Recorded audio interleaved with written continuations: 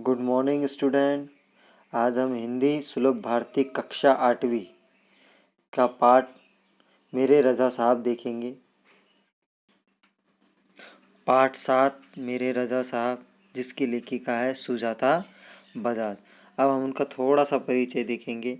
सुजाता साहब जो लेखिका थी वो एक चित्रकार थी और उन्हें चित्र निकालना या भारतीय संस्कृति की मूर्तियों या चित्रों को प्रस्तुत करना बहुत पसंद था।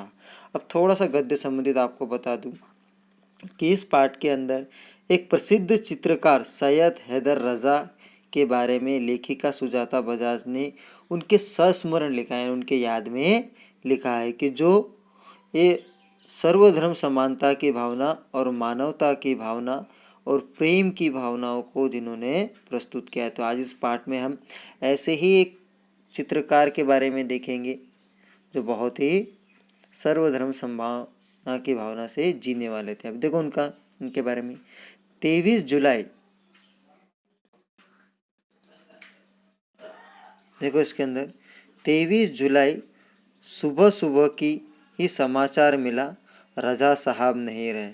और यह सुनते ही मानस पटल पर यादों की एक कतार सी लग गई। यानी लेखिका को एक ऐसी खबर मिली जिसके अंदर उन्हें पता चला कि 23 जुलाई को जो रज़ा साहब थे, जो चित्रकार थे, जिनसे जो बहुत ही प्रभावित थी, वे इस दुनिया में नहीं रहे। और यह बात सुनते ही उनके मानस पटल शब्द का होता है हृदय, हृदय पर उनके यादों की एक कतार सी लग गई, भीड़ सी, पंक्ति सी, लाइन सी। यानी उनके मन में एक भूचाल उड़ गया।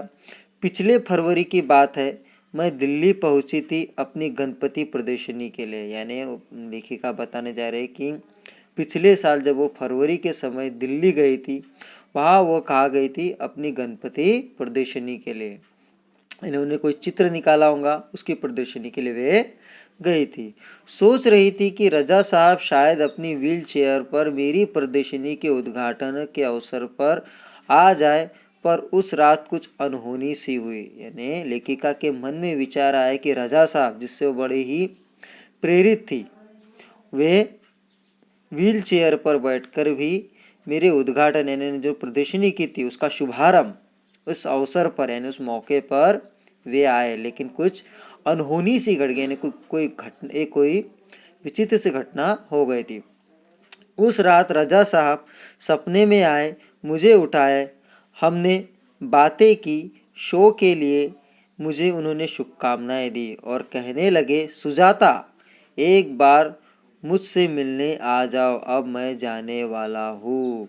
इसके बाद तो रुकना मुश्किल था। मैं पहुँच गई उनसे मिलने। वे अस्पताल में शून्य की तरह लेटे हुए थे। मैंने उनके हाथों को छुआ, सिर्फ सांस चल रही थी। अलविदा कहकर लौट आई। यानी एक बार उन्होंने बताया लेखिका ने कि उनके सपनों में रज़ा साहब आए। कौन है? रज़ा साहब।